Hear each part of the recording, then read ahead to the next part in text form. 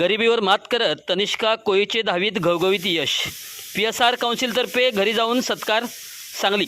प्रतिकूल परिस्थितीवर मात करत जिद्द, मेहनत आणि चिकाटीच्या जोरावर पुरोहित कन्या प्रशाला सांगली येथील विद्यार्थिनी तनिष्का रोहिणी कोळी हिने इयत्ता 10वीच्या परीक्षेत 92.60% गुण मिळवत शाळेच्या शिरपेजात मानाचा तुरा खोचला आहे. सर्वसामान्य कुटुंबात जन्मलेल्या तनिष्काने गरिबीचे चटके सहन करत दिवसरात्र परिश्रम घेत अभ्यास केला आणि आपल्या कर्तृत्वाने उल्लेखनीय यश संपादन केले.